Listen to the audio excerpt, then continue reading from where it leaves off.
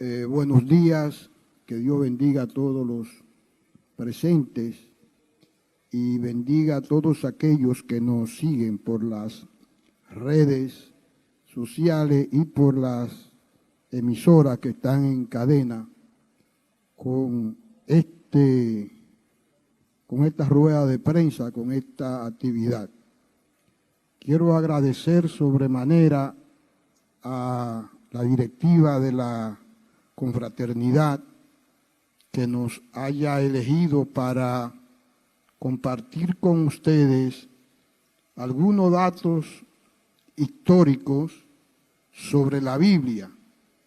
Y me siento honrado con esa selección porque mi interés, como le decía al hermano presidente de la confraternidad, mi interés es crear en los líderes, los pastores, el interés de que en sus iglesias conozcan parte de la historia de la Biblia para que puedan valorar lo que nos ha costado la Biblia. Por eso la reflexión se llama el costo de la Biblia.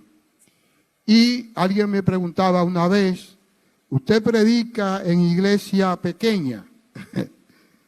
Y entonces yo le dije que donde hayan 2 o 3, yo voy con muchísimo gusto y compartimos estas enseñanzas de la Biblia, porque yo comencé a estudiar la historia de la Reforma y la historia de la Biblia.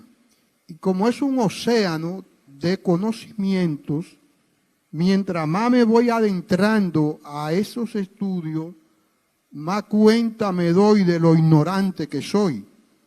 Porque hay tanta información en esas historias universales que uno, cada vez que aprende algo, dice, oye, pero yo pensaba que sabía. Y como cuando uno se considera ignorante, quiere aprender, entonces uno se va adentrando más al estudio del tema que sea, cualquier tema. Porque cuando usted se considera sabio, ya no investiga. Pero cuando se considera ignorante, quiere aprender.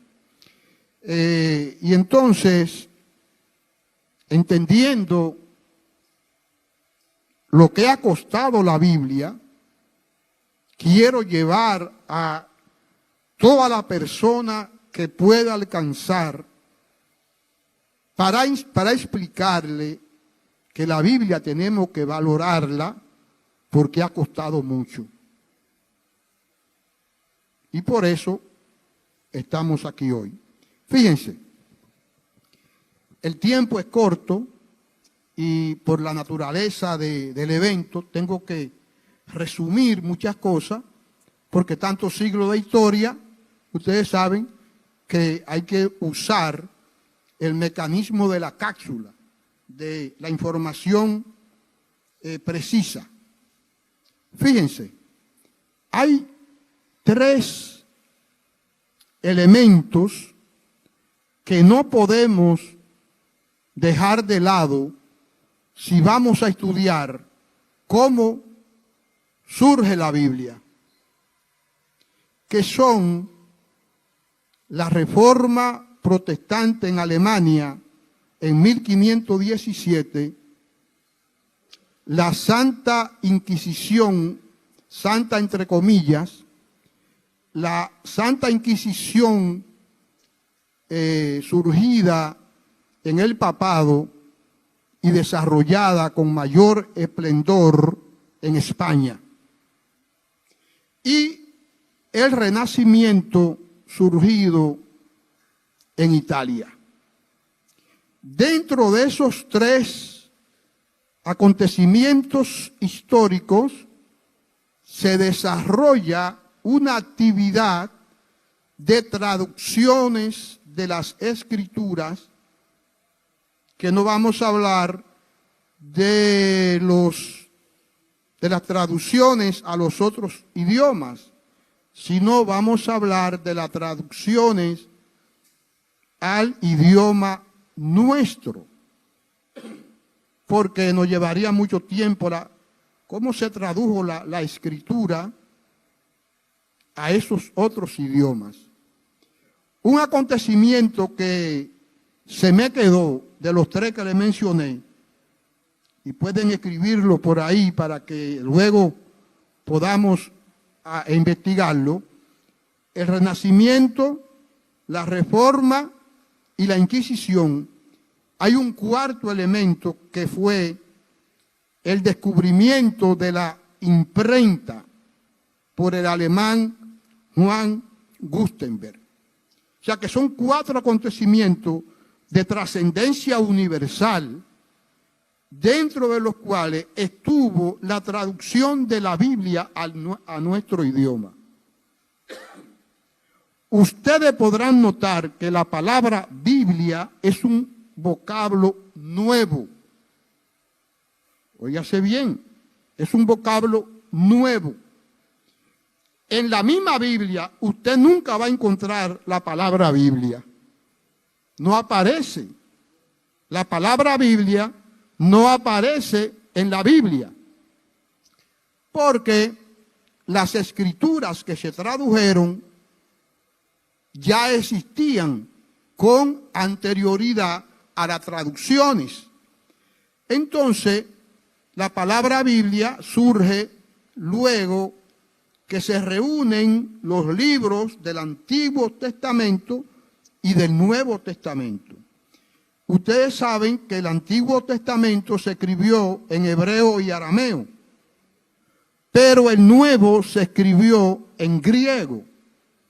Y entonces, la unidad de esas escrituras se les llamaban rollos y pergaminos. Por eso ustedes ven que Pablo se refiere, cuando le escribe a Timoteo: tráeme los rollos que dejé en Troa. Los rollos eran los libros que estaban envueltos, como ustedes podrán observar, que esos rollos se abrían para su estudio y luego volvían y se enrollaban. Entonces no había papel, no había imprenta. Las cartas tenían que ser a mano. Y entonces esas escrituras fueron inspiradas por Dios.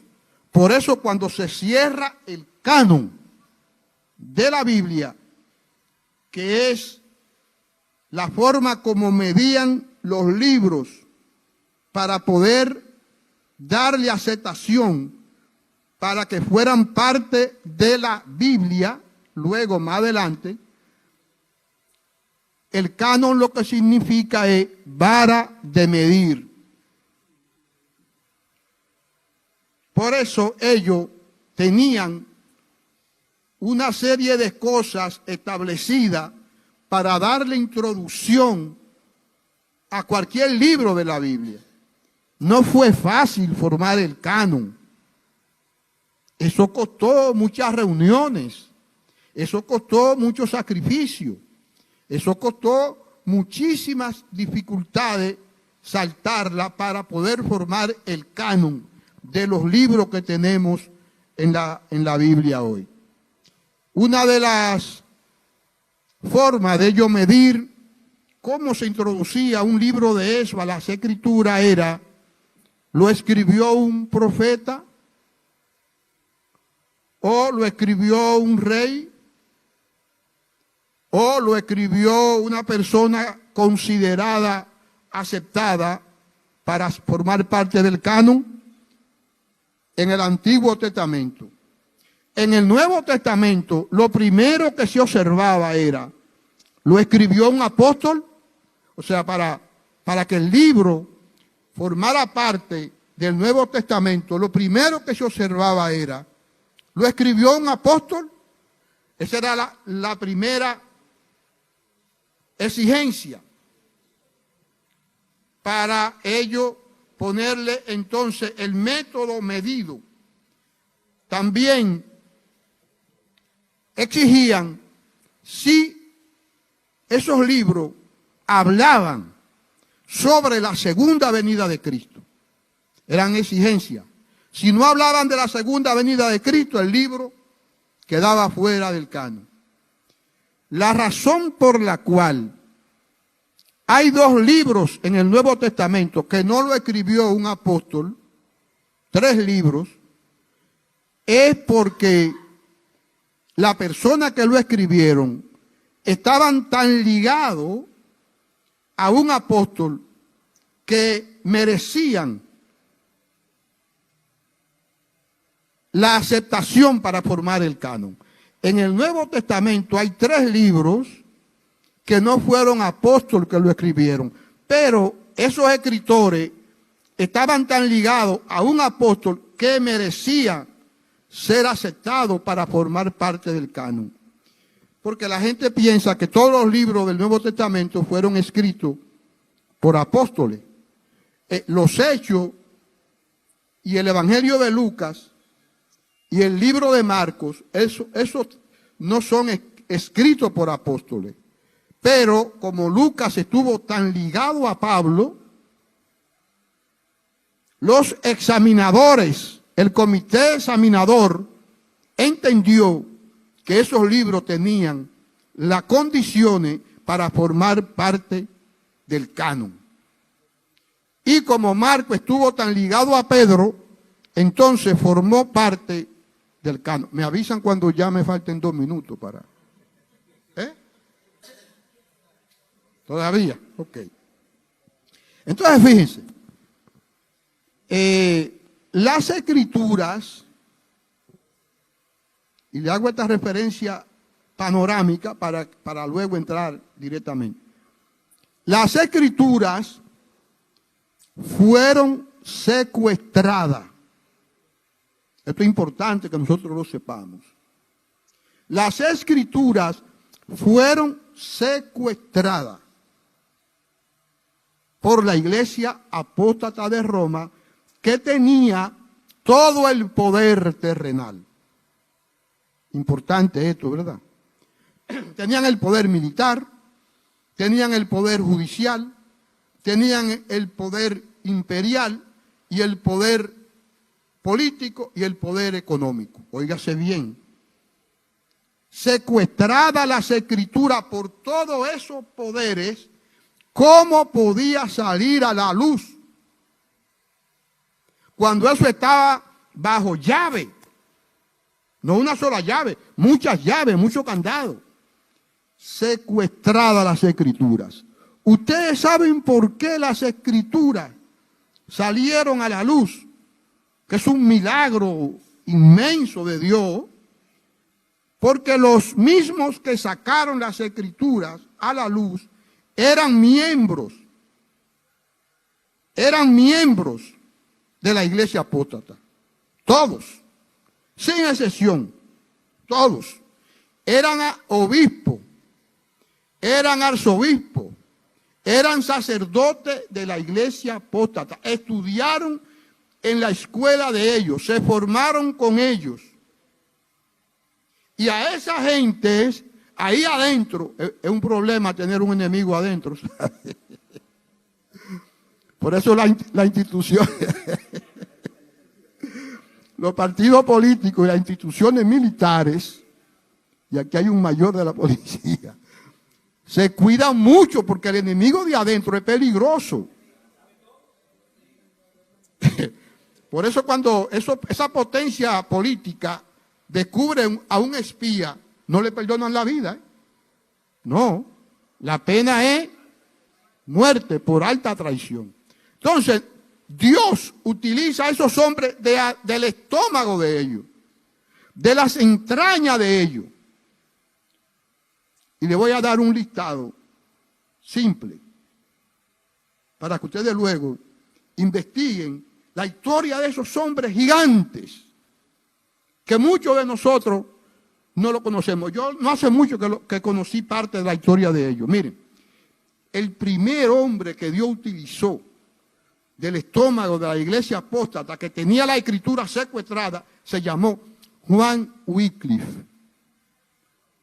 John Wycliffe, de nacionalidad inglesa, consejero de la reina de Inglaterra, erudito, filósofo, historiador, un hombre de alto conocimiento. Y en el 1315 este hombre nace y ya a los 20 años ya él estaba escudriñando las escrituras que estaban en rollo y en pergamino, 1315, mucho antes del Renacimiento y mucho antes de la Reforma. Y por eso se le llama a ese hombre la estrella de la Reforma. Oigan cómo se llama ese hombre. Juan Wycliffe, la estrella de la Reforma. Ese fue que comenzó a regar la idea en Inglaterra de que el Evangelio estaba secuestrado y que lo que enseñaban el Evangelio, la Escritura, no la enseñaban correctamente porque estaba en latín. Óigase bien, hermano. Esas escrituras estaban en latín y no era cualquiera que sabía latín. Entonces él dijo, ¿cómo van a entender la escritura en un idioma que ellos no conocen? Yo no sé si aquí hay gente, yo sí, yo cuando niño llegué a ir a misa, que los sacerdotes daban la misa en latín. Yo llegué a oír eso. Yo creo que ya ustedes están sacando la edad de los años que yo tengo, pero yo se lo puedo decir. Pero a mí me sorprendía porque ellos hablaban de espalda al público en latín. ¿Cómo van a entender la gente el Evangelio? Y ese hombre dijo, no, esta escritura hay que traducirla. Y fue el primero que tradujo la Biblia al inglés. Y comenzó a regar la idea. Cuando Lutero y el que tradujo la Biblia al español, Casidoro de Reina, comenzaron a oír esas ideas, fíjense cómo es lo importante de sembrar la idea. Porque la idea es una semilla que germina y nace. Y nadie sabe hasta dónde puede llegar. Y todo es una idea. Óigalo bien. Porque yo a veces yo hablo en algunos sitios y yo digo, nosotros los intelectuales. Entonces la gente, oh, ¿usted es intelectual? Digo, claro, yo uso el intelecto. Yo no seré un intelectual a la altura de esos hombres que lo saben todo, pero todos nosotros somos intelectuales. No han metido el cuco de que los intelectuales son una élite, no. Los únicos que no son intelectuales son los animales, pero los seres humanos somos intelectuales, hasta los niñitos. Hay unos niñitos que saben muchísimo ahora. Entonces, la idea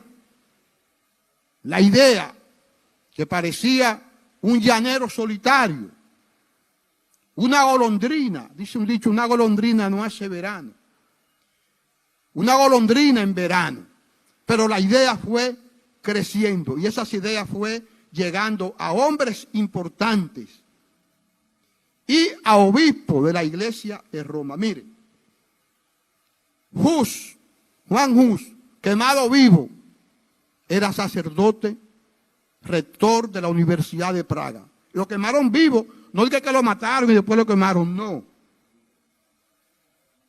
Lo amarraron en una estaca y le pusieron mucha leña alrededor. Entiendan lo que estoy diciendo. Y prendieron la hoguera con leña verde para que se quemara al paso. Óigase bien. Sacerdote. Jerónimo de Praga, sacerdote. Jerónimo Savonarola, sacerdote. Casidoro de Reina, sacerdote. Cipriano Valera, sacerdote. Todos salieron del estómago de la iglesia. Ustedes saben por qué Dios tuvo que utilizarlo a ellos. Porque ellos manejaban las escrituras, manejaban los rollos. Lo estudiaban en la escuela, en las universidades de ellos. y manejaban los rollos originales, que todavía no había traducción, nada más estaba en hebreo, en arameo y en griego. Oye, qué trabajo fue eso, porque para Casidoro de Reina, traducir la Biblia al idioma español, tenía que saber arameo, tenía que saber griego y tenía que saber hebreo. No era cualquier gente que conocía esos idiomas. Por eso Dios lo utiliza a ellos. No eran gente del burgo, no eran gente corriente. Eran intelectuales, realmente intelectuales. Y Dios toma a esos hombres y comienza la traducción. Dicen que para Casidoro de Reina, traducir la Biblia al español le costó 12 años. Huyendo de país en país. Oigan, ¿por qué? Porque la Inquisición en España, él era español. La Santa Inquisición en España lo perseguía hasta debajo de la soja, como decimos nosotros. Oye, ya tengo que concluir. Pero me quedo con el gusto de seguir hablando con ustedes. No. Ahora me cortan el gusto. Fíjense qué importante. Porque yo sé que voy a seguir compartiendo con algunos pastores en sus iglesias, llevando esta noticia, esta información. Pero el costo de la Biblia, de la escritura al español, ha sido tan elevado que este Casidoro de Reina tuvo que pasar por una frontera vestido de mujer. Y no era afeminado. Y lo juzgaron por afeminado. Lo llevaron a juicio. Y no era afeminado, pero tuvo que vestirse de mujer para evadir la persecución que habían dado los reyes de España, que en ese tiempo era la reina Isabel y el rey Fernando de Aragón. Y ellos dieron la noticia de que a este hombre se lo trajeran vivo o muerto. Era como cuando aquí había dictadura. Tráiganmelo. Vivo o muerto, pero tráiganmelo. Entonces, los reyes de España, Isabel y Fernando de Aragón, ¿y saben quién era el Papa? Carlos V, que era el mismo Papa que había cuando el descubrimiento de 1492 fue. Que Dios me lo bendiga y que Dios me lo guarde.